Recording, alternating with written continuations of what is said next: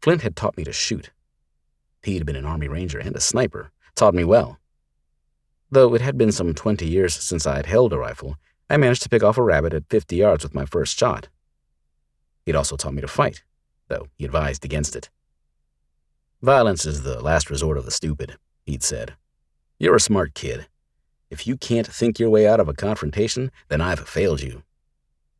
Okay, fine, I shot back, hand out to stop the speed bag I'd been punching. I promised not to get in any fights. So can I stop now? Flint chuckled. Nope, he said, easing back and picking up a book. Oh, come on, I complained. We were under the awning next to the cabin. Even in the shade, it was hotter than hell, and I was sweating my 14-year-old butt off. If I'm not supposed to fight, then what the hell is the point? Watch your language, son, Flint snapped. He set the book down and sat up. The point is choice. If you know how to handle yourself, you can choose to avoid a fight from a position of confidence, not fear. Whatever, I muttered, tired of hitting this stupid bag. Can we at least spar? He sighed and picked the paper back up again. This here book's calling my name. I'm calling your name too, I goaded. You chicken, old man? A slow grin spread over Flint's face. Cruising for a bruising, eh? He tossed the book aside and pushed up. Come on, then. I'll learn you what for, little boy.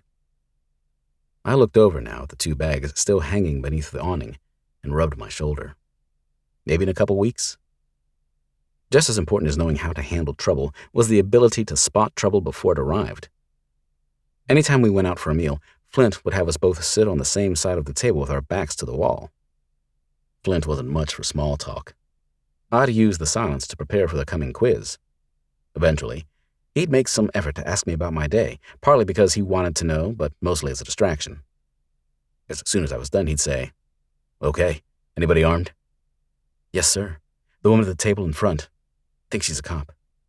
Why? Her shoes. Anybody else? No, sir. You sure? Check the bar. Oh, I see it, I said, spotting a bulge on a man's ankle. What's he carrying? I don't know, it's small. A revolver, probably? Maybe a .38? Is he a cop? I shrugged. I don't know. He's not. Clothes are too expensive. How was a kid supposed to know that? There's a new waiter, I offered. Busboy, he corrected. Ever see him before? Yes, sir. He works at the mini-mart. No matter where we went, we always returned a different way. Occasionally, instead of turning in at our driveway, he'd loop around the block. Invariably, there'd be another pop quiz. The Garfields have an extra car in the driveway, I'd report. And the Rosenbergs have a guest, too, parked on the street.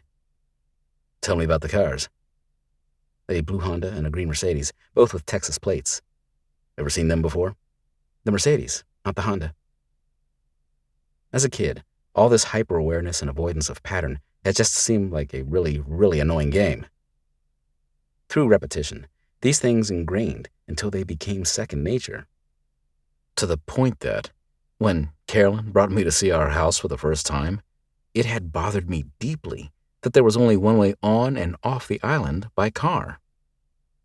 Hindsight being what it is, it's more than a little ironic that my becoming predictable had very nearly led to my own death.